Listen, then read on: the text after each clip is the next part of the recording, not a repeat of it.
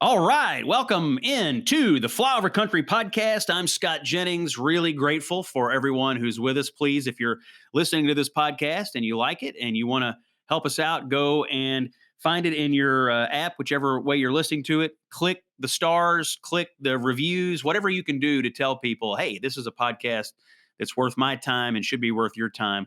We're grateful for your interactions on that front, and it helps us keep it going.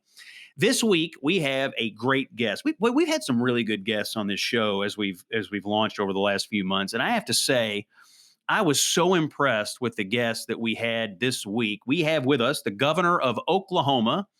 He is a Republican. His name is Kevin Stitt. He was elected in November of 2018. Really interesting story. A young guy. I truthfully didn't know a ton about him. I'd heard of him. I didn't know a ton about him before we had him on the show this week. But as I was talking to him and looking at the results that he's had in Oklahoma, I have to say, if you're looking for some people that may not be household names, but might be in 2024, 2028, and beyond, I think Kevin Stitt might ought to be on your bingo card. He was elected in 2018. He had a really interesting story. He was not a politician. He was an entrepreneur. He was a business guy. He funded a big mortgage company called Gateway with $1,000 and a computer. And now they're in 40 states. They do $20 billion a year in residential mortgages. A lot of employees. It's headquartered in Oklahoma, and they have like 1,400 people. So this was a true business success story. And then he takes that story and transfers it and translates it into a political campaign. There was a huge primary for governor of Oklahoma, and he wound up coming out on top. Since he became governor, the results are real, and they are extremely impressive. He is engaged in a lot of government reform. He's worked with the legislature and his cabinet to really rethink a lot about Oklahoma state government. He has been a leader on energy. They have a true all-of-the-above energy situation going on in Oklahoma, which we talk about on the podcast. He's been an education reformer. He's been a tax cutter. This is a guy who, if you're like a conservative and you want conservative governance and not just performance, but you actually want conservative actions, activity, results, my advice is look at what Governor Kevin Stitt is doing in Oklahoma. So without further ado, it's my pleasure to present to you our conversation with the governor of Oklahoma on Flyover Country, Kevin Stitt. Attention passengers, we ask that you please fasten your seatbelts at this time and secure all baggage underneath your seat or in the overhead compartments. Flyover Country with Scott Jennings is prepared for takeoff. All right, welcome to the Flyover Country podcast. I'm Scott Jennings. Appreciate you being with us this week. And as I mentioned at the top, our guest this week, special guest, is the governor of the great state of Oklahoma. Governor Kevin Stitt is here. Governor, thanks for being with us on Flyover Country. Hey, my pleasure. Looking forward to hanging out with you and talking to America here on the Flyover Country podcast. That's pretty cool. Yeah, it's, having been in the media ecosystem for quite some time, it sort of dawned on me several months ago that we have a lot of people on the coasts that have a lot of influence over our media ecosystem. But those of us who live in Flyover Country, which I use the term affectionately, may have some things to add as well. So when we had the chance to have you on, I jumped at it because you have become, I think, one of the most interesting and successful governors from Flyover Country, and you've done a lot of interesting and successful things since you became the 28th governor of Oklahoma in 2018. And I want to talk about some of those today. And frankly, I sort of want to start with how you got where you are today. You're not really a politician. You're a business guy, and you ran a really interesting campaign, and you had a really interesting primary and a really interesting runoff, and you even rejected the endorsement of the outgoing governor of Oklahoma in the process. And I find the whole story fascinating, and so thought you might reflect back on on how you got to the governor's chair today. Sure, absolutely. Well, I'm an Oklahoman through and through, fourth generation Oklahoman, and grew up in Norman and went to Oklahoma State for college, got an accounting degree, and then moved to Tulsa, where I met my wife, Sarah. We've been married now for 23 years, and we have 6 children. So big family. And I started my company when I was 27 with $1,000 and a computer. And it's just been an American dream story. Today we have about 1,700 employees. We do business in 40 states. It's the banking business, mortgage industry. We're a commercial bank, and we have a big servicing portfolio. So that's what I did for 18 years or 20 years after I graduated, had my company for 18. And I just noticed as I traveled to other states that my state was not performing up to the standards that I saw in some of these other states. And I looked and saw who was running for governor, and it just looked like more of the same, just career politicians. President Trump inspired me with being the business guy that came in to run our country. And I think our forefathers, they never envisioned politics and politicians being a career and a profession. They thought that you'd be a successful business person or teacher or farmer or rancher, and you would leave your job and you'd go serve your state. And then you'd come back to the private sector. So that's exactly what I did. I had zero name ID. I had to Google when is the governor's race, and threw my name in the hat. I outworked everybody. I traveled the entire state and got into a runoff, and then won the runoff and won the general. And now I'm entering my senior year now. It's my fourth year now as governor, running for reelection. And it's just been a blast. It's been awesome bringing common sense to the state capitol and kind of an outside influence business person's approach. And it's just made all the difference in our capital. It really has. You know, I sense that there is a real hunger for the outsider, businessman approach that you brought to your campaign, and that you obviously are still utilizing in your job today. I assume this is how you're going to run your reelection campaign, even though you're currently in office and you're running on a solid record of an incumbent. You still sort of give me the impression that you're running with a business mentality and not a government mentality. How has that gone over in the Capitol? Because obviously capitals, the U.S. and state capitals, are full of people who don't have that same kind of experience and frankly may be disdainful of it. How did it go over? Did you have to break a few eggs when you got there, and how have people warmed up to it? Well, the first year, 2019, it was kind of honeymoon. I got everything accomplished that I wanted to, that I set out in my State of the State agenda. My sophomore season, I learned what a veto override was. So I kind of reinvented myself for my junior year. I'd grade myself. I probably went 6-5 my sophomore year. Came back my senior year, shook up my staff, did some things differently, built better relationships with the House, the Senate. And then we went 14-0 my junior year. Just had a great session, got everything accomplished we wanted. But really, running state government is much different than a business.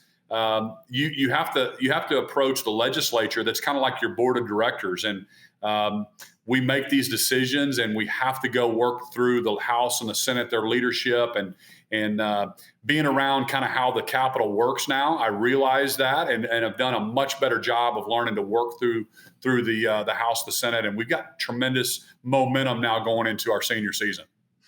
So obviously, like all governors, one of the biggest issues you've had to deal with is coronavirus and how to react to it. But at the same time, not totally derail your state's economic situation. Was wondering if you might. I think you were the first governor to get coronavirus, so I'm not mistaken. You got to jump on everybody on it. But I just thought you might want to reflect on how you approached it. Yeah. What you think you got right, what you in retrospect maybe think you got wrong, and really where we are today. Because I have a real sense that people are just done with this, and they're certainly not into the mandates, and certainly not into the concept of having our economy or our schools or anything else derailed at this point. So, from your perspective, where are we, and what kind of grade would you give yourself on overall COVID response? I would give myself an A on how we've handled everything. And I'll give you examples why. We were the first state to fully reopen June 1st of 2020. I was one of just a handful of governors that did not declare a mask mandate statewide.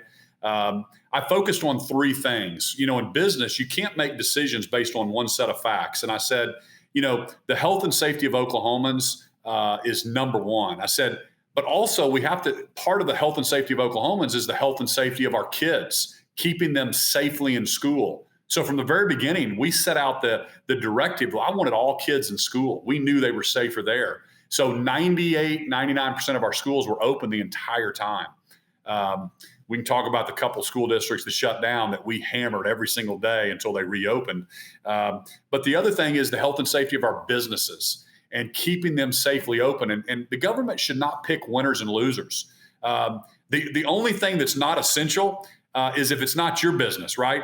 Everything is essential if it's where you get your paycheck and where you put your heart and soul into running your company, or your employees work there and you want to take care of them.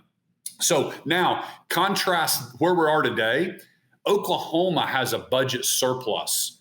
It's an amazing feeling in Oklahoma. I mean, every time my friends travel out of state and they go to the East Coast, the West Coast, they're like, Governor, it's like the Oklahoma appreciation tour. When we go out of state, we realize how good we have it in Oklahoma. Literally, we have been fully reopened. There has not been any restrictions since early in June of 2020, June 1st of 2020. And so we have a budget surplus. Our lowest unemployment in state history, third lowest in the country right now, is 2.5%. I have the largest savings account in our state history, over $2 billion. We were able, because we looked at what the Biden administration was doing on raising taxes and the inflation at 40-year high, and Americans struggling to pay more at the gas pump or at the grocery store. So I cut taxes this past year for everyday Oklahomans. We restored the earned income tax credit, which was for the working poor, because I wanted to incentivize. There's about 200,000 Oklahomans to incentivize them to get back to work. Contrast that from a blue state, New York, 6.6% unemployment. They're reporting they could have a $63 billion deficit through 2024. You know how much different that is than going into my state of the state, talking about how much we're going to save and what we're going to give back and invest in different things versus what we have to cut. It's just night and day. And so I'm just telling you, I love what Governor Ducey said. We were together at a conference, and he said, imagine this, Kevin. He said 50 years ago, Democrat politicians stood in the doorway of our schools and they refused to let minority kids in. He said today, those same Democratic politicians are standing at the doorway of the schools refusing to let kids out. So we're moving school choice forward in Oklahoma. We want more options for kids. But the atmosphere in Oklahoma, I mean, we can talk about commerce and how well we're doing there, but it's just totally different feeling. And we feel really proud of how we've handled everything over the last 2 years. Yeah, your economic success story is really unquestioned. I mean, the unemployment rate is so low, and the fact that you were able to cut taxes for everybody in this process, I think, is noteworthy. You know, as you describe what you did and then contrast it with blue states, I do think one of the stories of this pandemic is how Americans experienced all this differently, depending on who the governor of their state was, depending on did they live on the coast or did they live in the middle of the country. And I think living in a state like Oklahoma with a Republican governor who was engaging in common sense policies, it obviously ultimately led to better economic outcomes and less disruption.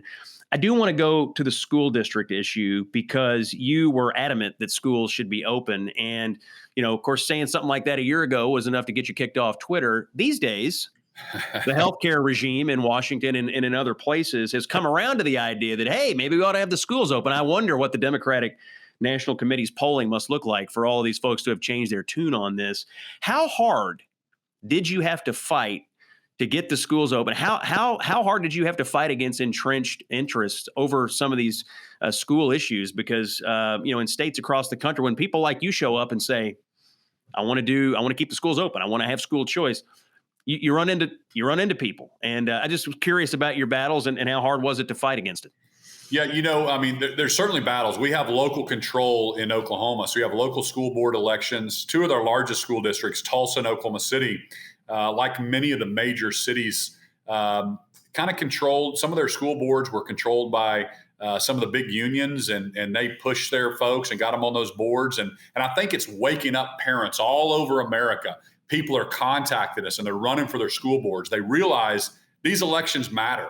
And, you know, but if anybody was governor and you could listening to some of those calls that were coming into my office last year from single moms and single dads, and it would break your heart. I mean, they would tell me, they'd say, Governor, I have to go to work during the day, and my first grader and third grader are stuck at home by themselves. We don't have good internet at the house, and there's no way they're learning how to read via Zoom. It's a joke.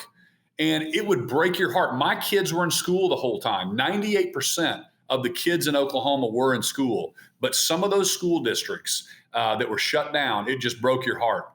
Because just across the street in a different zip code, those kids were in school. And so we passed in Oklahoma what we call open transfer so the government is not going to stand in the way and allowing that parent to make a choice where their kid's going to go to school for whatever the reason. And we also passed some funding formula reform where that money will follow the student now. So again, super basic common sense things. Let's let parents have more options. If you're going to shut the school down, let's let that parent take their kids somewhere else. Yeah, I find with governors and elected officials like you who come from a business background that you really do tend to put education front and center because you know how important it is in running a business, finding people who have the education and skills necessary to be part of your business. And you've done that. I think you initiated the first ever audit of your State Department of Education, which I think was a nod towards the need for transparency in our education bureaucracy. The teachers' unions were very unhappy. You mentioned some of the reforms on school choice. Can you talk a little bit about why you focus on education so much? But then I'd love to hear your views on the National Republican Party. I agree with you. I think people are waking up on education. We obviously saw it in the Virginia governor's race as well. Do you see what you and Glenn Youngkin talked about and Tim Scott and others? Do you see what you all are talking about as a blueprint for how the National Party should use this in the midterms and then in the presidential campaign? I really do. I mean, you look at Glenn Youngkin's race, and I met him. We had dinner together in D.C. before he decided to run, and he was a business guy, first time to run for office, just like me. So we had a lot of similarities, and so I was super proud of him, and I think it just highlights, the need for the Republican Party nationally really to own this issue. And just like the environment or an energy policy, which I'd love to get in and talk about as well, we should not give that over to the other side. We have the winning message. We have the winning policies. We know what's right. We know what's fair. We know what parents want. And we just need to articulate that better. So applaud Glenn Youngkin and what he did in the Virginia race. And we saw these parents wake up. They don't want big government to tell them what to do. If the majority of the people think one way, is it okay to force everybody to think that way? And I find that very troubling. I think our Constitution protects the minority's viewpoint. And we have the right as parents to educate our kids. God gave kids to parents, not to the government. And that's something that sometimes the left gets out of whack, and they think that the union should call all the shots on how we educate our kids. And you're seeing parents buck up to that. And that's what I believe we have to ultimately do is we need more options. Let the parents take their money and go to any school they want. Why do we have people standing in the door trying to hold kids back from going to a better school? It's unbelievable to me. And I mean, you see in Florida why Governor DeSantis won the first time is because he was embracing more options. Jeb Bush has been a big mentor to me on some of his policies he did in Florida on education reform 20 years ago. And now you're seeing the testing scores really reflect some of the policies he put in place. Over half the kids in Miami-Dade County go to school now outside of their assigned zip code, whether it's charter schools, private schools, public schools. We're giving parents more options. And charter schools, I like to remind people, they're public schools with just private management. So we in Oklahoma, we pass laws to give more equal funding to charter schools to encourage more of them to spring up. I mean, that's good. More options are good for parents. You have really leaned into this issue, for a good chunk of the last 20 years. Some Republicans shied away from it because they thought, if we get into a debate over education, we're fighting on their, on the Democratic terms, not on our terms. But I think what we've learned lately is that this is an issue on which the Republicans could be on offense and not be sort of stuck in their mentality that we're on defense here. That it's a real winning message. On another front, you signed into law a ban on teaching critical race theory in Oklahoma schools, which I think is going to continue to be a huge message for the Republican Party. And I think, the more parents that learned about, you didn't have as much of it in Oklahoma, but the more parents who learned about the curriculum that was going on in their kids' school, the more they became outraged and wanted to know what's being taught, why is it being taught, and sort of what is the desired outcome here. Was wondering if you might reflect on that particular bill. Yeah, absolutely. And I encourage everybody to actually pull up the bill in Oklahoma and read it. And I met with tons of opposition to the bill. I sat in my conference room, my cabinet room. I invited different groups in that were for that. And I said, you explain to me what in this bill is wrong. And it's basically, I was the first governor to ban what we called critical race theory in Oklahoma, or I was the first one to ban it in the country. But basically what that is it simply says this: people politicize everything. It simply says that we're not going to teach that one race or one sex is superior to another race or sex. We're not going to teach that a first grader is somehow responsible or should feel bad about something that happened 100 years ago. And so, again, to me, it was, just again, common sense. It says we will teach history. We will teach a couple things that happened here in Oklahoma. We had a race massacre that happened in Tulsa in 1921. We teach that in the Oklahoma curriculum. We teach a Clara Looper sit-in in Oklahoma City. So we teach history. We teach math. We teach science. We're not shying away from any of that, but we're simply not going to teach the bent that there is one sex that somehow is inferior or is responsible for something that happened 100 years ago. This is another example, and I think this is what makes you a really interesting story for Republican governors right now. You were on the front edge of this. I think you mentioned you were one of the first, if not the first governor in the country to actually do it, and now you see Republicans across the country wanting that same kind of leadership in out of their own governors in their own states. Let me first of all, let me just remind everyone who we're talking to. The governor of Oklahoma, Kevin Stitt, is here, and we're talking about his successful first term as governor of a big flyover country state. I want to shift focus to the border crisis. We have the border is a disaster. I mean, this is one of Joe Biden's many failures, and the border is a huge disaster. And you're not a border state, but like a lot of other states on the interior, you suffer when the border is a disaster because people and drugs are flowing across the border and they wind up in Oklahoma. Maybe talk to us a little bit about how you've responded to that, because you're obviously feeling the impacts in your state. Yeah. Well, I mean, first off, I want to say this. I mean, 12% of Oklahoma's population are Hispanic. Tons of economic benefits, 7.9 billion in economic impact from the Hispanic community. I love the Hispanic community in Oklahoma. They have my values. They have Oklahoma values. They are hardworking, entrepreneurial, God-fearing, family-focused. They're Republicans. They all should be Republicans because we believe in the same things. We believe in freedoms. We believe in personal responsibility. We believe in entrepreneurship, capitalism, great educations for our kids. So I want to say that first and foremost. So what happened was 26 governors. Think about this. I want America to hear this. 26 governors. We sent a letter to President Biden. So over half of the states in the United States of America asking for a meeting, and crickets, nothing. He never even responded. Can you imagine a company having over half the employees or half of the customers or whatever you wanted to say, whatever analogy you can use, and the CEO refusing to even respond to them? So that's what happened. So Governor Abbott invited myself and 10 other governors to the border to put our eyes on it. And I owed it to Oklahoma to find that out. And so we went down there. We had a great tour. I met with Border Patrol officers.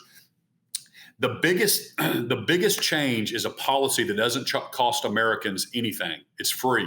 And that would simply be that, hey, if you want to migrate to the U.S., you have to stay in Mexico until your court date. That was Trump's policy.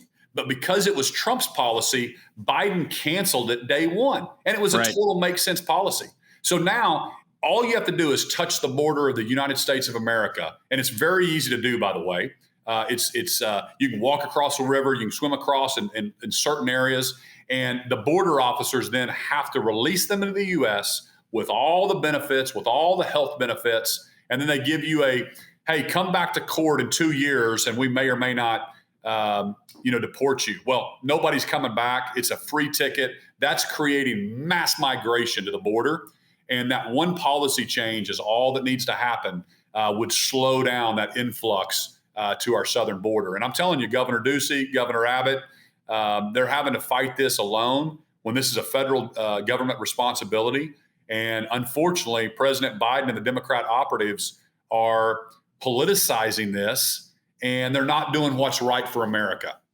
Yeah, I think they're really misjudging this issue. First of all, I think they pay very little attention to it. I mean, obviously, Kamala Harris was put in charge of it, and she's paid no attention to it. And I think where they're really misjudging this is that people are starting to learn the horrors of all the fentanyl that's coming across the southern border and winding up in all these states. Here, where I am in Kentucky, Rob Portman in Ohio and I were on together the other day. He was talking about the impacts on Ohio. All these states on the interior are being flooded with these drugs that are killing people. And that you're not immune from that in Oklahoma. And I think the inattention to that is disgraceful, but I also think it's politically really damaging. And I think the Biden administration's misjudging it terribly.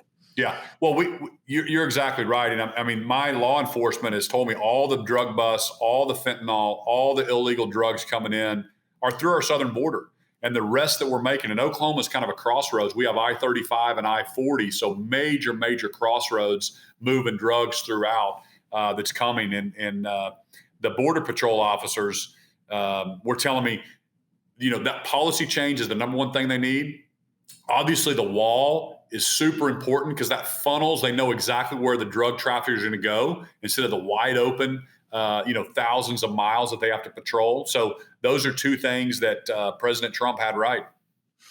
All right, let's talk about a topic you mentioned earlier, and I think it's a really another success story for you, and that is your all of the above approach for energy.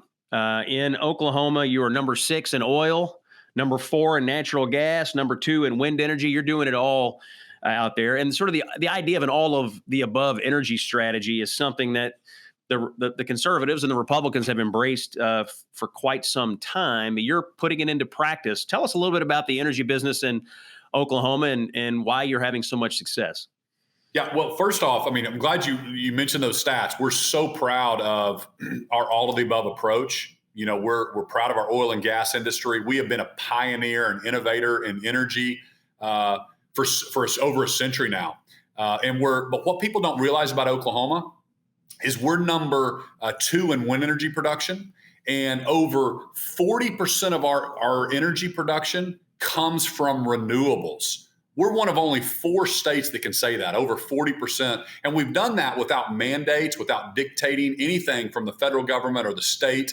We've done it because we allow entrepreneurs and innovation and a free market in Oklahoma. It's been amazing. But that's why we're 11 out of the last 13 quarters, we are the cheapest electricity cost to the consumer and the manufacturer. So it's created tremendous economic boom for Oklahoma as manufacturing is looking to move to our state. Google, for example, has their largest data center in Oklahoma, and it's because of our energy cost. And they're able to buy all the renewable energy, which is something that's important to them. And that's fantastic. We love that. We love selling cheap, clean energy to manufacturing. And also we're a net exporter to what's called the Southwest Power Pool. It's a group of 17 states that we participate in, one of the few states that produces more than we need. And therefore, Oklahoma didn't have the problems when we had this polar vortex that happened last year. Right. We didn't have the blackouts that some of the other states did because we were an all of the above approach. One thing that's interesting, I love to share with young people especially, is last year during that polar vortex, the wind turbines were frozen. And the gas coming out of the wellhead was frozen. It was so cold in Oklahoma for an extended period of time. We couldn't get gas to our generation plants. And so guess what? Coal that's normally 10% went to 55% during that time period. And I tell young people, had we not had coal in Oklahoma, you would not have been able to watch TikTok for 2 weeks. And they kind of get it because you have to explain when you plug in your cell phone. I mean, where does that energy come from? Yeah. It comes from natural gas. It comes from coal. It comes from wind. It comes from hydro. And we're also having a big play for hydrogen right now. We've got a huge plant started in Ardmore, Oklahoma. We're trying to plant the flag that we want to be, we want to be the future for energy production and innovation for the next 100 years. And it seems to me we've had sort of a real pullback. I mean, under Trump and for many years leading up to Trump, America was on its way to energy independence. We seem to have finally gotten our heads around the idea of why that's a good idea. Biden, I think there's been a real pullback with Biden on America's energy success story. You've had some meddling in what you're trying to do out there from the federal government. In fact, I think you ended up suing the Biden administration over their attempts to regulate your mining operations out there. Maybe talk about why it's better to let governors and states do what they can do than have federal meddling in energy, because you have so much opportunity, but it can go away if the federal government won't get out of the way. Yeah. Well, I mean, that's a great point. I mean, I think it's important for us to remember that since 1973, every administration, Republican or Democrat, started with Nixon, had an energy independence policy until this administration.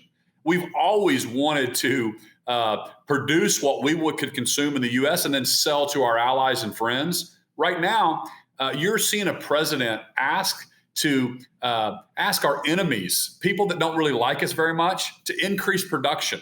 And by the way, their environmental policies and the way they produce it's not as clean of energy as what we do in Oklahoma. So we have the producers right here in our country to produce energy that we need. And it's just preposterous that we're killing the Keystone Pipeline, that we're banning drilling on federal lands. We're making permitting so ridiculously hard. And guess what? The same policies and restrictions they do, it actually helps oil and gas. The margins go up. The supply, it's like these people don't understand basic economics. So the oil and gas industries are getting healthy very, very quickly under this Biden administration. So anyway, that's point number one.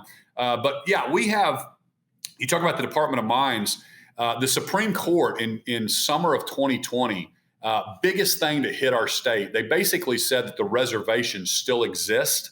And so that's thrown the sovereignty of the state of Oklahoma in turmoil. Like, who has jurisdiction in eastern Oklahoma, where we historically did not have reservations? Ever since statehood, we didn't have reservations. And so now, by that one decision by the Supreme Court, we now are having who has the right to prosecute crimes, who has the right to tax, whose citizens do Indians or Native Americans have to pay tax. And by the way, I'm a fourth generation Oklahoman. I'm actually a member of the Cherokee tribe. And but it's just preposterous to think about certain races not paying taxes and then certain races having to pay taxes. That's literally what we're battling right now in the state of Oklahoma on the eastern part of our state. Yeah, you're referencing the 2020 ruling, the McGirt ruling. I mean, you have called this the most pressing issue facing the state of Oklahoma. I mean, it is really flipped on its head. A lot of what you think about in terms of your justice system and your other state systems out there, and as you mentioned, the sovereignty of the state. Where do you stand on this right now? What is Oklahoma doing to try to bring some sanity to this? Because it struck. I mean, it was a strange ruling. You had 4 liberal justices and then Justice Gorsuch in there too, which was for a lot of conservatives, which was strange. Where do we stand now, and what's Governor Stitt doing about it? Sure. Well, I mean, you're exactly right. I mean, you can look. Wall Street Journal has written, several editorial pages regarding this, and one of the headlines I remember was "Gorsuch tears up Oklahoma," and that's exactly what he did. He literally pulled Oklahoma, the sovereignty of our state and the way that we've operated since 1907, and really throwing it on its head. And there's now a checkered board of jurisdiction in eastern Oklahoma. And so you've got the criminal aspect. And so I want to kind of give you one example. So there was a case in Oklahoma called the Daniel Vivier case. And Daniel Vivier, 2 other guys, really bad guys, beat an 85-year-old man almost to death, stole his truck, robbed him, left him for dead. They were sentenced by the district attorney to 20 years in prison. Daniel Vivier got out of prison because of his race. The other 2 are still in prison. So now you have a situation that because somebody was part native, like myself, or about 400,000 Oklahomans. And then you have Hispanics, African American, anybody of a different race has a potential different punishment. I mean, it's preposterous. Taxes right now, you have 5,000 taxes protests before the tax commission, where literally people are checking the box. They don't live in the state of Oklahoma. They live on Indian reservations, so they don't have to pay taxes. But yet they go to our same schools, they drive on our same roads. And I think it's important to realize when you think about flyover country, some people think, well, Oklahoma's like, it just must be just wide open. Yeah. This is like a tribe coming back to Manhattan, because this is happening in downtown Tulsa where there's 1 million people, and saying, hey, coming back into Manhattan saying we don't have to follow zoning, we don't have to pay state or city income tax because this originally was a reservation. That's what it feels like to Oklahomans. And so where we stand right now, our attorney general has probably 50 cases back before the Supreme Court saying, hey, you've got to give us you've got to limit this. You need to give us further clarification, or you need to overturn it. And overturn it means just go back to the way we've operated since 1907. That if it's trust land, if it's land in reserve owned by the tribe, then we know what the rules are. But you can't say now all of eastern Oklahoma, half of our state, is a new reservation that's owned by you or me or this corporation or Walmart or this, and they're saying it's all reservation. It's just preposterous. Yeah, it is. I can only imagine sort of you're trying to plan for the chaos around this ruling, and it makes being governor or any other state official in Oklahoma really difficult. And it is sort of an example of how the federal government, I think, can really muck things up for states. You've been sort of really aggressive at pushing back on federal overreach. During the pandemic, I think we're one of the frontline governors on this, pushing back on some of the mandates. You were, I think, one of the leaders on speaking out against teachers being fired over the vaccine mandate and other things. These are real 10th Amendment issues, and Federalist issues. Did you anticipate getting into these fights when you became governor, or when you became governor, you realized, oh my gosh, these are some of the most consequential fights I can be in? Yeah, that when I was running for governor, I remember thinking, what if I win? What does the Lord have me here for? I mean, what's going to hit my state that I'm going to protect us from? I had no idea COVID was going to hit. This McGirt decision. I'm the lucky governor that has to try to hold my state together and fight back against, the jurisdictional questions. But speaking of those mandates, I mean, right now we are seeing leaders of other states, and obviously the president, think it's perfectly normal or even admirable to sacrifice our freedoms for something else. And I don't believe we should sacrifice our freedoms at any cost. Not public health, not public safety. Our freedoms are the most fragile thing we have. President Ronald Reagan would talk about that. Freedom is never more than one generation away. We have to fight for that. And so when I see a president by executive order dictating and mandating what happens at every single company in Oklahoma and across America, we say, wait, time out. Our Constitution does not give the federal government that type of power. We were worried about our founders were so worried about a federal heavy-handed dictate mindset. That's what we fought wars over. And so, yes, absolutely, I fought back. And we're like, listen, we're going to protect our way of life and our companies in Oklahoma. On the same sense, I had people say, well, Governor, you need to pass a law that keeps companies from doing a vaccine mandate. And I said, well, that's the same thing.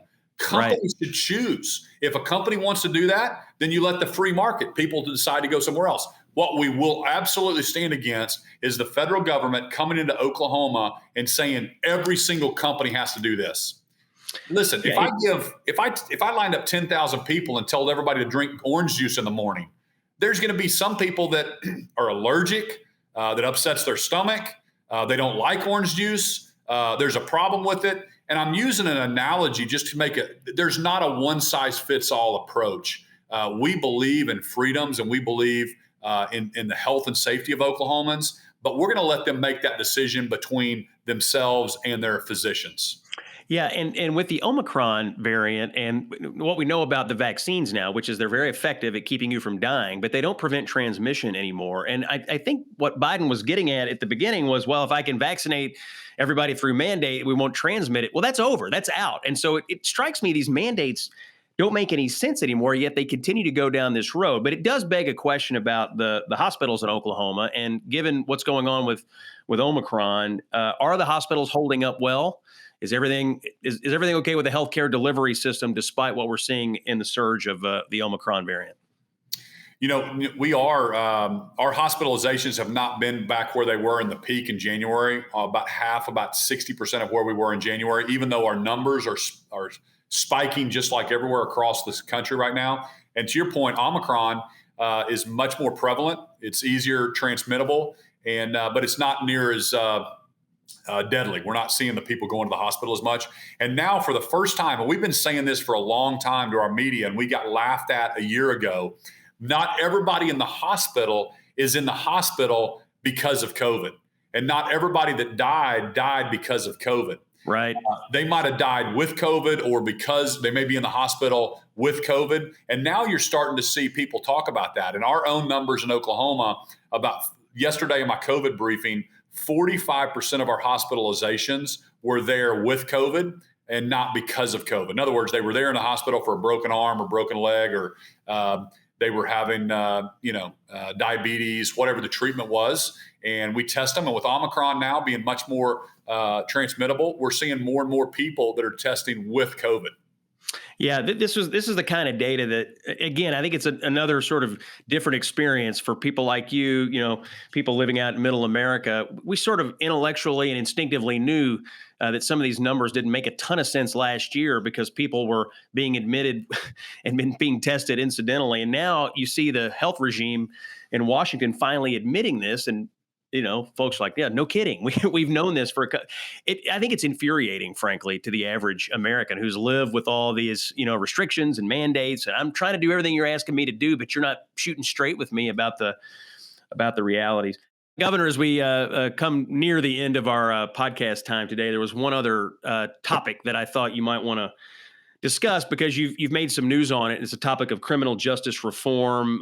You've been outspoken on it. You had a pretty high profile case, the case of Julius Jones. You knocked his death sentence down. You've had some success with lowering your incarceration rates. I thought it'd be interesting to hear from you on how you arrived at some of these thoughts and what your values are on overall posture regarding criminal justice reform. Yeah. Well, first off, when I looked and started looking at all the different categories in state government on where we're good and where we're behind other states, one of them that stuck out, we were last place in the country when I took over in incarceration rates. We incarcerated more men and women than any other state. And so I looked at that and I said, listen, we need to at least be 25th. We want to be smart on crime. We want to lock up the people that we're afraid of, not the ones that we're just mad at. So we've moved the needle. We've gone from 50th to 45th with some policy changes. We actually have lower recidivism rates right now. We're funding more diversion programs. My wife, we signed what's called the Sarah Stitt Act, which actually brings a lot of the programs behind the wire before folks get out of prison. Most of the people are going to get out of prison at some point. So we brought in getting them a driver's license before they got out. What type of job training do they need? What type of licensing do they need? What type of child care? How do they get their kids back from DHS? So we're looking at that as a holistic approach. Really proud of how we're leading. That's another thing that I don't think that I think the Republicans need to lead in on. We certainly are a law and order state, and you can see that in all of our different policies. We back the blue. We have tremendous recruitment going on with our law enforcement. But we can also be smart on some of these things and make sure we lock up those that we're afraid of and not just the ones we're mad at. All right. Before we get to the famous lightning round, I have to ask, I've been very impressed with you from afar, and you've been very forthcoming in our conversation. You seem to have the background, demeanor, and record of a governor that might have national ambitions, could have national ambitions, could be attractive for a national ticket. So I'll ask it this way. Do you think a governor like you from flyover country would be a good addition to the Republican Party's ticket in 2024? Well, absolutely. If you're talking about Oklahoma values, you're talking about hardworking, God-fearing Americans. You find that in what you're calling flyover country. So absolutely, we'll put up our values and our freedom message and the way we've ran our state against any other governor. All right, Governor Kevin Stitt, thank you. Let's do the lightning round. Number one, you were famously once called Meathead Stitt by the people over at PETA.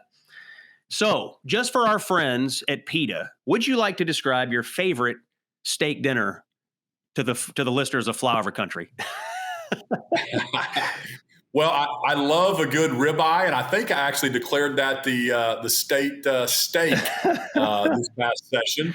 But yeah, that was a lot of fun, grilling out hamburgers underneath that PETA sign when they were trying to make fun of me, and we turned it. But this is important. The whole message with that, the media asked me, what would you say if somebody wanted to be a vegan? And I said, listen, if you want to be a vegan, be a vegan. If you want to eat steak. It doesn't matter in Oklahoma because we believe in freedoms. What is the top song in your music rotation right now that you're jamming out to? Oh, man. I mean, it's okay if you say that it is the titular song of the musical Oklahoma. If that's what it has to be for the governor of Oklahoma, it's what it has to be.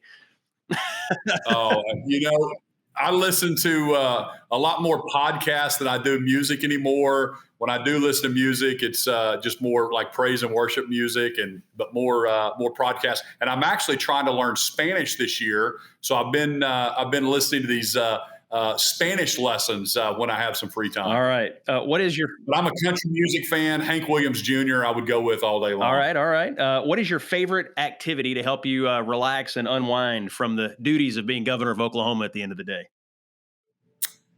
Actually, I'm a pilot, and so I love flying. I've been flying since I was 16, so that's kind of a hobby of mine. And then love getting out with my boys and doing a little bit of hunting. So whether it's bird hunting, deer hunting, elk hunting, it's just kind of fun being with the guys and kind of getting outdoors. Your security regime still lets you get behind the cockpit and fly around Oklahoma? Yeah, they probably don't like it that much, but I'm the governor, right? That's right. They work for you. That's right. All right. You are an Oklahoma State alum, but you had a bet with the governor of Texas this year over the OU Texas game. So I have to ask, is it Sooners or Cowboys in the Stitt household? Well, I went to Oklahoma State, so it's Cowboys and the Sooner in the Stitt household, but a little more neutral now as governor. I grew up in Norman. A huge Sooner fan, so I enjoy going to that Red River game and winning those barbecue bets off Governor Abbott when my Sooners whip up on the Longhorns. All right. For people who might be coming to Oklahoma, what is the number one recommendation you have for people? If you're coming to your state, what do you have to see? Over in Tulsa, we have the Gathering Place, which is a $500 million park. It was ranked in USA Today as the number one new attraction, I think, in 2019, 2020. You got to see that.